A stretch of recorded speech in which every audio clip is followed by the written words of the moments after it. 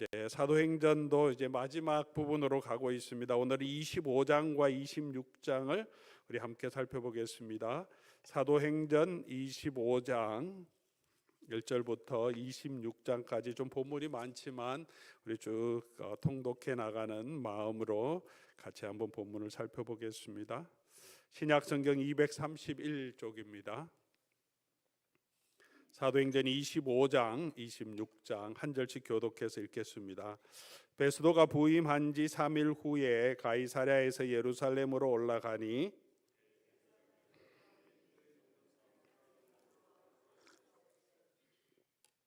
베스도의 호의로 바울을 예루살렘으로 옮기기를 청하니 이는 길에 매복하였다가 그를 죽이고자 함이더라.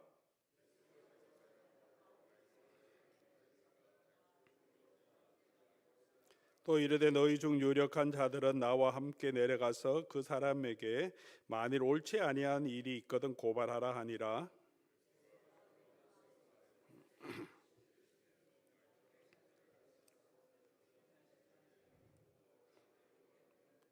그가 나오매 예루살렘에서 내려온 유대인들이 둘러서서 여러 가지 중대한 사건으로 고발하되 능히 증거를 대지 못한지라.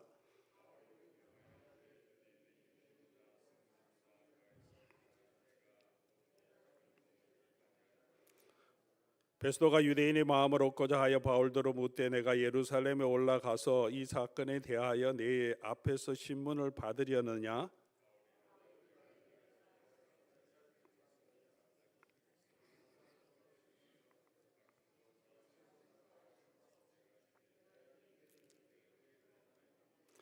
만일 내가 불의를 행하여 무슨 죽을 죄를 지었으면 죽기를 사양하지 아니할 것이나 만일 이 사람들이 나를 고발하는 것이 다 사실이 아니면 아무도 나를 그들에게 내줄 수 없나이다. 내가 가이사께 항소하노라 한데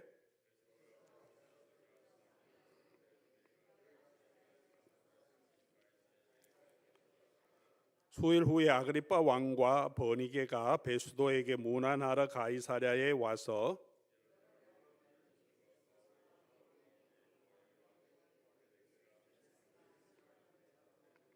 내가 예루살렘에 있을 때 유대인의 대제사장들과 장로들이 그를 고소하여 정죄하기를 청하기에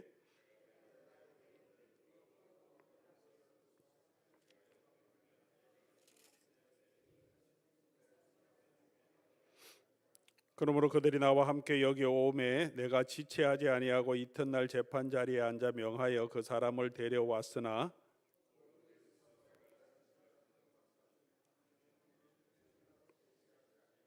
오직 자기들의 종교와 또는 예수라 하는 이가 죽은 것을 살아 있다고 바울이 주장하는 그 일에 관한 문제로 고발하는 것뿐이라.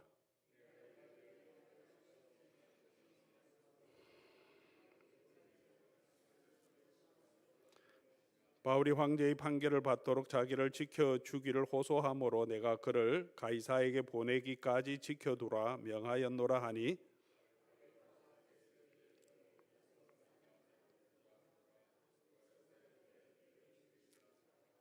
이튿날 아그리빠와 버니게가 크게 위엄을 갖추고 와서 천부장들과 시중의 높은 사람들과 함께 접변 장소에 들어오고 베스도의 명으로 바울을 데려오니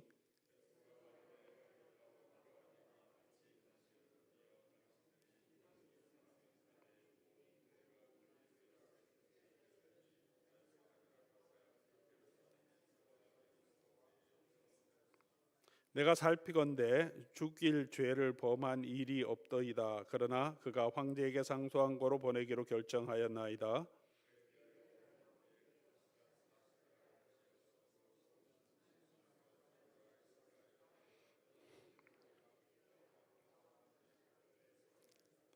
그의 죄목도 밝히지 아니하고 죄수를 보내는 것이 무리한 일인 줄 아나이다 하였더라.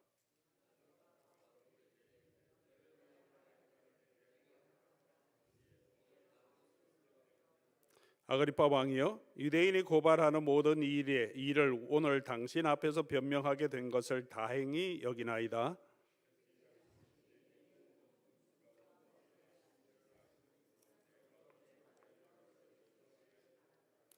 내가 처음부터 내 민족과 더불어 예루살렘에서 젊었을 때 생활한 상황을 유대인이 다 아는 바라.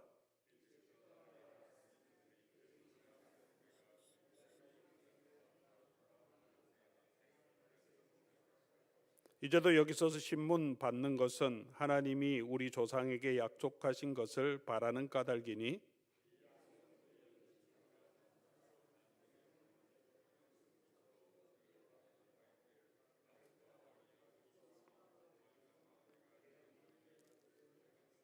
당신들은 하나님이 죽은 사람을 살리심을 어찌하여 못 믿을 것으로 여기나이까?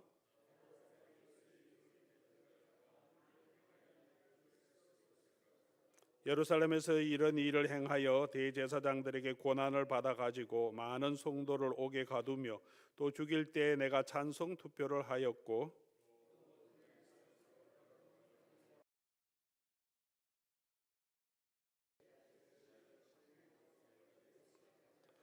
그 일로 대제사장의 고난과 위임을 받고 다메섹으로 갔나이다.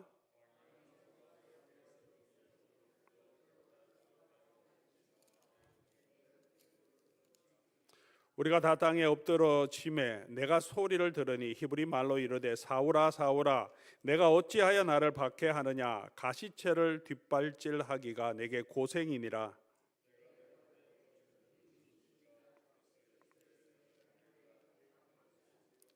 일어나 너희 발로 서라. 내가 내게 나타난 것은 곧 내가 나를 본 일과 장차 내게 나타날 일에 너로 종과 증인을 삼으려 함이니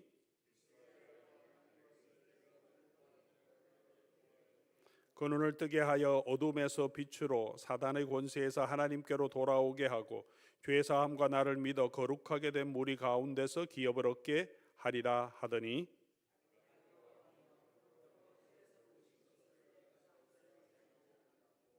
먼저 다메섹과 예루살렘에 있는 사람과 온 유대 온 땅과 이방인들에게까지 회개하고 하나님께로 돌아와서 회개에 합당한 일을 하라 전함으로 하나님의 도우심을 받아 내가 오늘까지 서서 높고 낮은 사람 앞에서 증언하는 것은 선지자들과 모세가 반드시 되리라고 말한 것밖에 없으니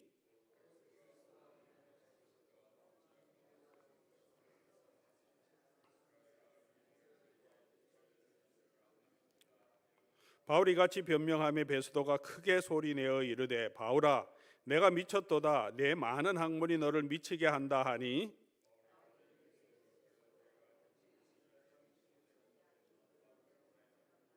왕께서는 이 일을 아시기로 내가 왕께 담대히 말하노니 이 일에 하나라도 아시지 못함이 없는 줄 믿나이다. 이 일은 한쪽 구석에서 행한 것이 아니니이다.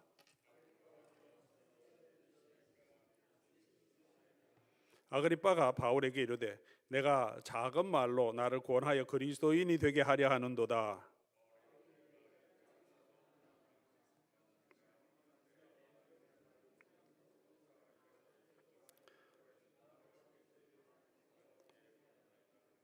왕과 총독과 버니게와 그와 함께 앉은 사람들이 다 일어나서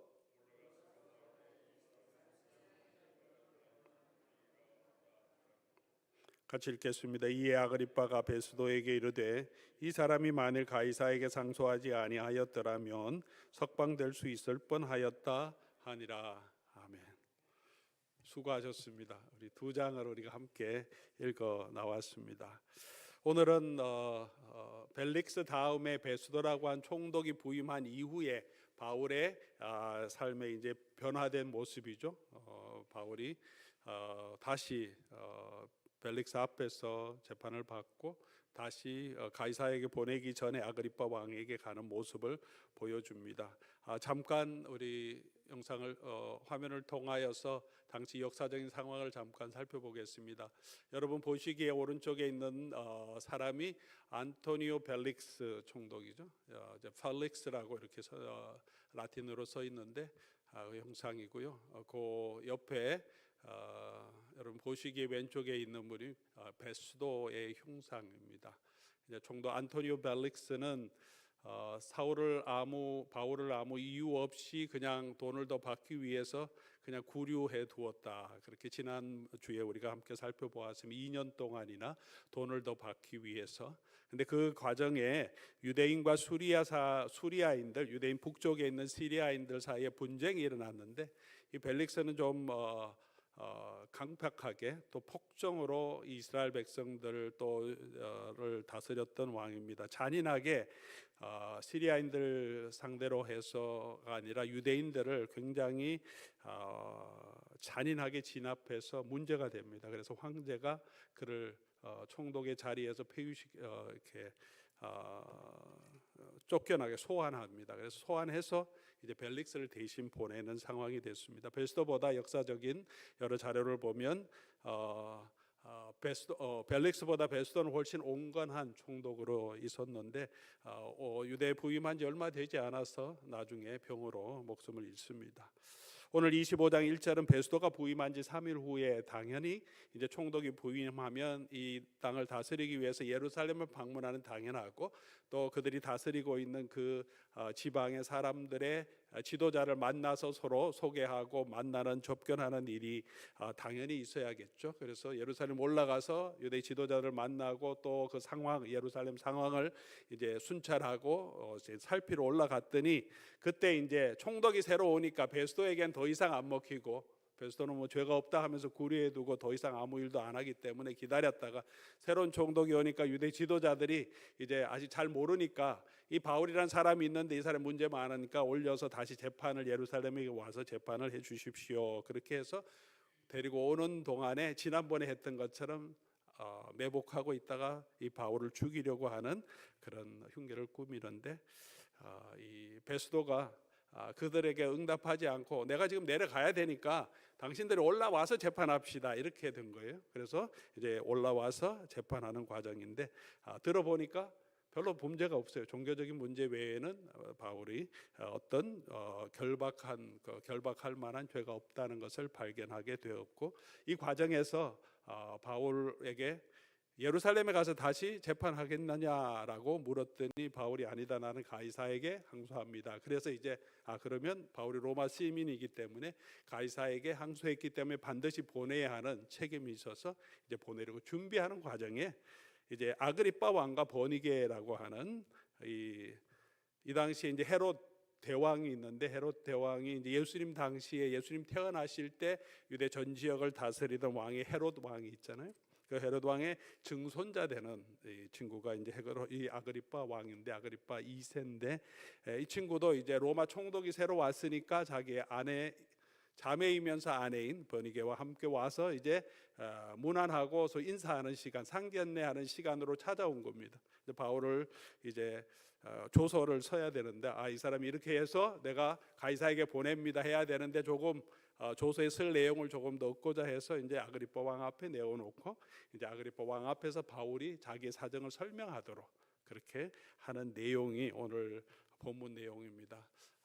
헤롯 집안의 내용들이 잘 보이진 않겠는데 그래도 제일 위에 있는 게 헤롯 대왕. 예수님 태어나실 때 헤롯 왕 때 예수께서 유대 베들레헴에서 나실 때 하는 게 헤롯 더 그레이트, 역사로는 그렇게 헤롯 대왕이라고 부릅니다. 왜냐하면 이 사람이 그 당시에 다윗이 다스렸던 정도의 큰 땅을 로마에 위임받아서 다스리고 있는 왕이었고요.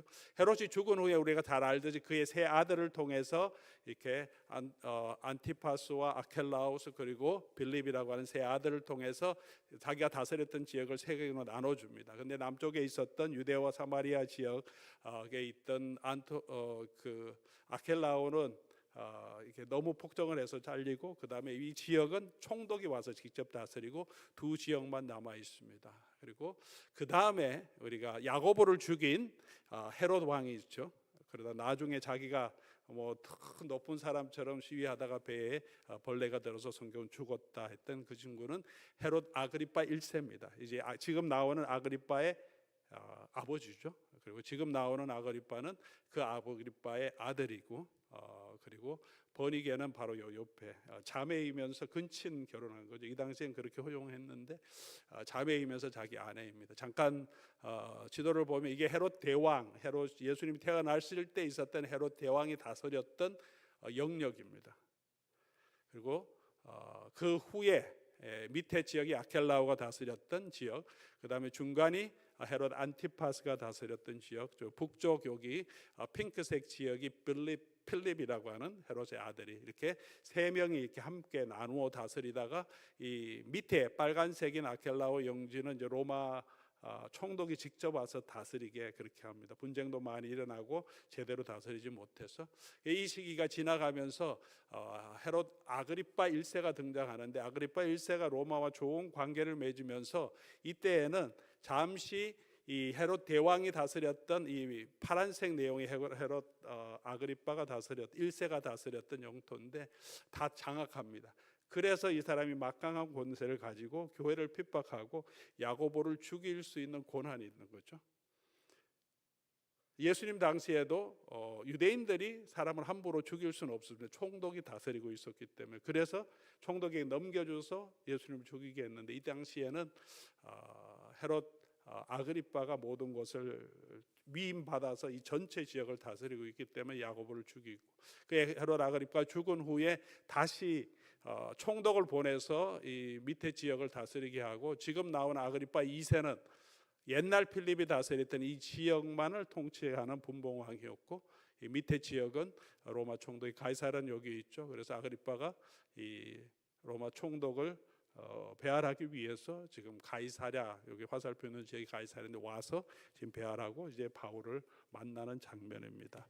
이 내용을 자세하게 기록해 줍니다. 했던 이야기를 다시 반복하면서 바울이 무슨 증언을 했는지를 또 내용을 자세하게 기록해 줍니다.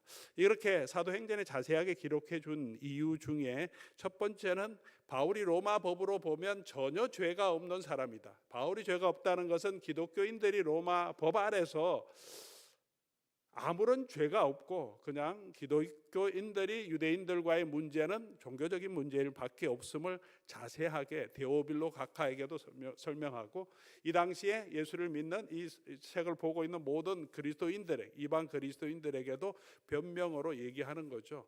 우리 신앙은 로마 법정으로 원래부터 바울이 법정에 서 있었지만 아무 죄가 없고 로마 제국 자체가 기독교가 특비 불법이라고 얘기한 적이 없다. 물론 조금 지나면 네로 황제 때 이 기독교를 박해하는 일이 나오지만 이 당시까지는 그렇다는 것을 이제 성도들에게도 알려주고, 또 한 가지는 이렇게 자세하게 기록하면서 바울의 자세를 보여주면서 예수님의 증인된 사람이 세상의 권력자들 앞에서 어떻게 서 있고 어떤 태도를 가지고 어떤 자세를 가지고 복음을 증거하는지, 그들의 담대함, 당당함을 또한 우리가 보여주고 있습니다. 오늘 본문의 아주 중요한 가장 핵심적인 이 바울의 자세의 핵심적인 내용이 26장 29절이죠.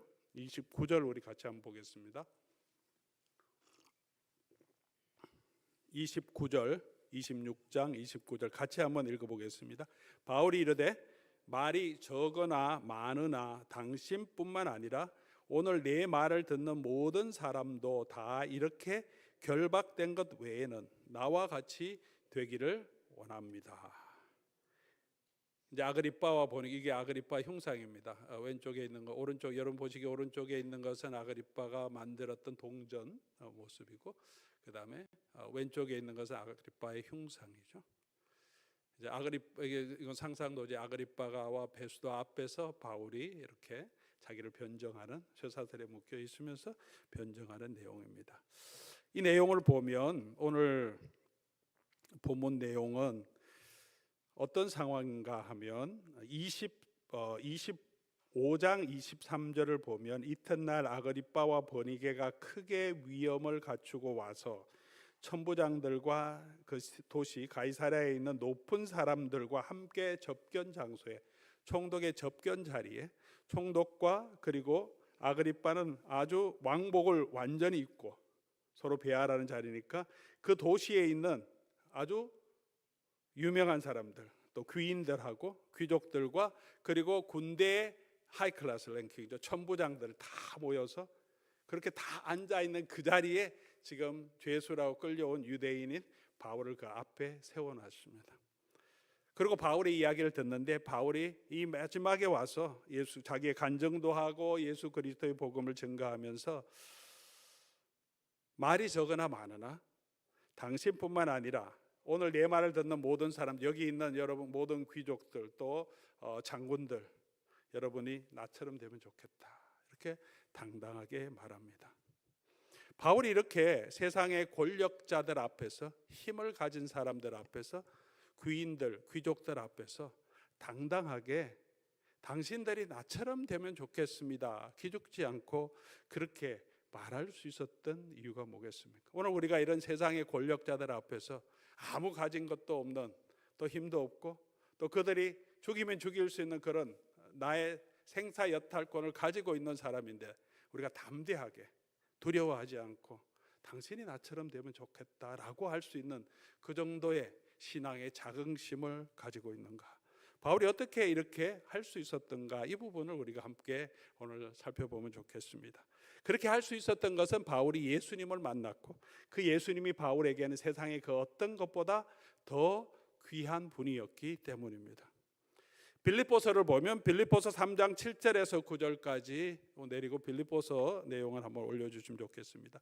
빌립보서 3장 7절에서 9절까지 말씀인데요, 빌립보서는 바울의 옥중서신 중에 하나입니다. 빌립보서, 에베소서 이런 것들이. 근데 이 빌립보서를 기록할 때 바울이 어디에 있었는가? 이 가이사랴에 있을, 이 구검대에 있을 때인가, 아니면 로마에 갇혀 있었을 때인가? 학자들의 여러 가지 논리가 있습니다. 로마에 있었다고 주장하는 사람도 있고, 이 가이사랴, 지금 사도행전 25장 26장에 있었던 가이사랴에 감금되어 있을 때일 수도 있다, 그렇게 말합니다. 조금 더 많은 학자들이 요즘은 가이사랴에 갇혔을 때 사도 바울이 빌립보를 쓰지 않았을까, 그 당시에 이 비슷한 시기에 빌립보서를 썼다면 바울이 바로 이 아그리파 왕과 베스도 앞에서 말한 이 시기에 바울의 마음을 우리가 알 수 있는데요, 빌립보서 3장 7절에서 9절까지 우리가 잘 아는 내용이죠. 그러나 무엇이든지 내게 유익하던 것, 자기는 옛날에도 잘 나갔고 유대인 중에 유대인이고 바리새 학파에서 자기가 배울 거 많이 배웠고 세상적으로 잘 나가던 사람입니다. 적어도 유대인 입장에서는. 그런데 그 모든 것들을 다 배설물처럼 버렸다. 왜냐하면 내 주 예수 그리스도를 아는 지식이 가장 고상하기 때문이다. 그리고 그 모든 세상의 영광들, 세상의 학벌들, 세상의 지위들, 세상의 명예는 오히려 배설물처럼, 우리가 볼일을 보고 나면 그것을 다시 쳐다보는 사람은 없죠. 물론 몸이 좋지 않아서 우리 배설물의 색깔을 살펴봐야 되는 특별한 경우가 아니고는 우리가 보지 않고 바로 플러시를 하고 내립니다. 아무도 돌아보고 싶지 않습니다. 냄새나는 배설물은. 그렇게 이 세상의 영광은 바울에게는 돌아볼 필요도 없고 오히려 보기 싫은 것. 왜 그러냐 하면 예수 그리스도를 아는 지식, 이런 것보다 더 좋은 것을 사도 바울은 경험했고 알았기 때문이라고 말합니다. 이 사람들이 권위를 가지고 엄청난 예복을 입고 자기의 권세를 자랑하고 이런 귀한 보좌에 앉아 있지만 사도 바울에게는 그런 것들이 전혀 부러운 것이 아니었던 것입니다. 왜냐하면 그들보다 더 귀한, 그것보다 더 귀한 예수 그리스도를 아는 것, 그것이 바울에게 가장 소중한 것이었기 때문입니다. 이제 한국의 대선이 끝나고 새로운 정부가 구성되면서 인사를 하는 내용들이 뉴스에 나오는데, 국회의원들 하는 분들이 비서실장도 하고 또 국무총리로 이렇게 인선이 됩니다. 그렇게 되면 국회의원직을 내려놓아야 합니다. 이제 국회의원직을 내려놓고 청와대에 들어가든지 아니면 이제 내각에 들어가서 일을 하는 거죠. 왜 그렇게 하겠습니까? 국회의원직보다 이게 더 좋은 거니까, 자기에게. 물론 얼마나 할 수 있을지 모르겠지만 이 대통령을 위해서 내각에서 일하는 일이 수고스러운 일이겠지만 그 다음에 아마 정치적인 또 나름대로 포부가 있겠죠. 뭐 시장 선거를 나간다든가 앞으로 차기 대선에 또 꿈을 가지고 있든지 그런 국정 경험을 하기 위해서 더 좋기 때문에 관두는 거지, 억지로 너무나 싫은데 이런 자리로 들어가는 경우는 많지 않을 것입니다. 좋으니까 합니다. 바울이 억지로 이런 권세와 영광을 누리고 싶지만 예수님 때문에 억지로 그런 것을 참고 더 힘든 일을 하는 것이 아니라, 바울에게는 예수 그리스도를 증거하고 예수 그리스도 안에 있고 감옥에 갇혀 있고 이렇게 구금되어 있지만 그는 세상이 부럽지 않습니다. 왜냐하면 더 좋은 것을 가지고 있기 때문입니다. 히브리서 11장에 보면 여러 믿음의 사람들이 나오는데 많은 사람들이 나오지만 모세는 애굽의 모든 재물 부귀보다도 그 백성과 함께 고난당하는 것, 그리고 그리스도와 함께 능욕당하는 것을 더 좋아하고 라고 말합니다. 더 좋아해서 하는 것입니다. 부담스러운데 억지로 사명이기 때문에 하는 것이 아니라 그 일을 하는 것이 다른 것보다 더 귀하고 더 좋은 가치가 있기 때문에 그 일을 하는 것이라고 말합니다. 사랑하는 교우 여러분, 오늘 저와 여러분은 어떤 마음으로 주의 일을 하고 있습니까? 또 이 세상에 가진 사람들, 우리보다 더 잘 살고 똑똑하고 좋은 지위를 가지고 있고 영향력을 있는 그런 사람들 앞에서 우리는 예수 그리스도를 믿는 믿음 안에 있는 우리의 삶을 더 당당하게 얘기하고 그런 사람들이 부럽지 않는 그런 삶을 우리는 살아가고 있습니까? 아니면 예수 그리스도로 인하여서 나도 조금 더 세상에서 더 가지고 더 편안하고 세상에도 더 잘 살기를 원합니까? 바울이 이렇게 변화된 이유가 무엇입니까? 바울도 나름대로 꿈이 있는 야망이 있는 청년이었습니다. 율법을 공부하고 율법학자가 되고 또 정치적으로도 산헤드린에도 들어가고 영향력을 발휘하고 싶은 그런 꿈과 비전을 가지고 있었고, 그래서 청년이지만 남보다 더 열심히 이 이단 사상이라고 여겨지는 교회를 박해했습니다. 그런 정치적인 야욕을 가지고 있었지만 바울이 이렇게 변하게 된 이유는 자기를 찾아오신 예수 그리스도를 만났기 때문입니다. 오늘 본문의 26장에도 아그리빠 왕과 베스도 앞에서 바울은 자기가 만난 예수님을 소개합니다. 이 소개 가운데 예수님이 어떤 분이신지, 바울의 사랑, 그리고 바울을 찾아와 주신 그 예수님의 모습을 우리 바울이 기록해 주는 모습을 봅니다. 26장 14절에 보면 예수님이 그가 교회를 박해하고 예수 그리스도를 증오하면서 그 교회를 박해하고 죽이려고 그를 따르는 사람을 감옥에 쳐놓고 그 도를 완전히 없이 하려고 했지만 예수님께서는 사울을 책망하지 않으시고 사울아 사울아라고 그의 이름을 불러주십니다. 왜 나를 박해하느냐라고 물어주시고요. 15절 보니까 가시채를 뒷발질하기가 내게 고생이다라고, 너가 참 힘들지라고 말해 주십니다. 세상의 명예를 위해서 더 높은 곳으로 올라가기 위해서 그렇게 살기 등등하게 남을 죽이고 그리스도 교를 박해하려고 하는 그 마음이 결코 쉽지는 않지? 너가 참 힘들지라고 그의 마음을 알아주십니다.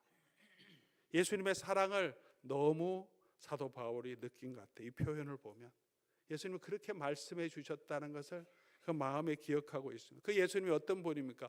정오인데 해보다 더 밝은 빛으로 나타나신, 바울이 이때까지 배웠고 알고 있는 신학으로 보면 이분은 하나님일 수밖에 없는 분이신데, 정오의 해보다 더 밝은 빛이 하늘에서 나오고 그가 죽었다고 생각하고 부활하지 않았다고 생각하는 그분의 음성이, 나는 예수라고 말씀하시는 분이 하늘에서 음성이 나요. 그분이 하나님의 아들이심에도 불구하고 그를 이렇게 받아주시는 그 사랑에 바울은 넘어집니다. 그리고 넘어진 바울을 16절 내 발로 서라라고 그를 격려해 주십니다. 그리고 그를 종과 증인으로 삼아 주십니다. 예수 그리스도의 일에 사람들을 눈을 뜨게 하고 어둠에서 빛으로 이끌고 사탄의 권세에서 하나님께로 돌아오게 하는 이 놀라운 일에 하나님의 예수님의 종으로, 예수님의 정인으로 삼아 주십니다. 이 예수님을 만났기 때문에 사도 바울은 이 세상의 그 어떤 것보다 예수 그리스도를 알고 그 안에서 발견되고, 그리고 그 예수님께서 위에서 부르신 또 주시고 예비하신 하나님의 부르신 그 상급을 바라보면서 빌립보서에 그는 달려가고 있다라고 고백합니다. 사랑하는 교우 여러분, 우리도 예수님을 아는 지식, 그가 주시는 영광, 그가 주시는 상급이 이 세상의 그 어떤 것보다 더 귀한 것으로 알고, 그것을 얻기 위해서 우리는 달려가고 있습니까? 여전히 우리는 이 세상의 것들을 더 부러워하며 그 사람들 앞에서 위축되어 살아가고 있지는 않습니까? 예수님을 닮아가고 예수님을 따라가는 것이 좀 버겁고 힘든 일이 있지만 그것이 우리의 기쁨이 되고 우리의 즐거움이 되고 있습니까? 오늘 바울의 모습을 보면서 저의 모습도 많이 돌아보게 합니다. 로마의 총독도 베스도도 말씀드렸지만 얼마 있지 않아서 병으로 그도 죽어버립니다. 그가 가지고 있는 총독의 지위도 그렇게 영원한 것이 아니었습니다. 아그리빠의 권력도 자기 권력이 아닙니다. 로마 제국 황제가 위임해 준 권력입니다. 언제든지 황제가 뺏으면 뺏을 수 있는 권력입니다. 10년도 되지 않아서 유대 전쟁이 있은 후에 아그리빠가 다스린 영토들은 다 빼앗기고 아그리빠는 다시 로마로 가서 그 로마에서 살다가 생명을 마감합니다. 아그리빠도 베스도도 기억해 주는 많은 사람은 없습니다. 그러나 이렇게 죄수의 몸으로 아그리빠와 베스도 앞에 서 있었던 이 바울은 온 세상이 다 알고 있습니다. 2000년이 지난 다음에도 우리는 그의 신앙을 존중합니다. 이방 교회의 신학적인 토대를 세웠고 예수 그리스도의 복음으로 이방 지역에 예수 그리스도의 교회를 세우고 또 선교의 매개체 역할을 한 사도로 우리는 기억하고 있습니다. 신약 성경에도 많은 책들이 있지만 13권이 이 바울 사도가 기록된 책이로 그가 우리에게 주시는 권면을 오늘도 우리가 바라보고 있고 그의 신앙을 우리가 바라보고 있고 수많은 사람들이 바울의 선서신을 통하여서 감동을 받고 변화되고 하나님께 헌신하는 일을 하고 있습니다. 저도 바울을 공부하는 신학자고 좋아하는 사람으로서 바울이 살아왔던 그 삶의 여정은 여전히 저에게도 귀감이 되고 또 따르고 싶은 귀한 신앙의 모습입니다. 그가 달려갈 길을 마치고 믿음이 지켰다고 하는 그 삶을 저도 그렇게 끝까지 살아가고 싶은 마음이 있습니다. 바울은 무엇보다도 이 세상의 그 어떤 것보다도 하나님의 나라에서 해와 같이 빛날 것입니다. 사랑하는 교우 여러분, 이 세상에서 우리가 누리고 가지고 있는 것, 여기 계신 많은 분들도 이제 많이 연로하시고 또 은퇴하신 분들도 많이 있습니다. 시간이 지나고 나면 우리가 지나왔던 모든 것, 귀하게 생각했던 것들이 전혀 그렇게 중요하지 않죠. 우리의 학력도 학교 다닐 때 중요했죠. 졸업하고 지금 직장 생활하면 그렇게 중요하지 않습니다. 사업에 성공하고 이 미국 땅에서 좀 괜찮게 살아가는 모든 것들도 지금 와보면 크게 중요하지 않습니다.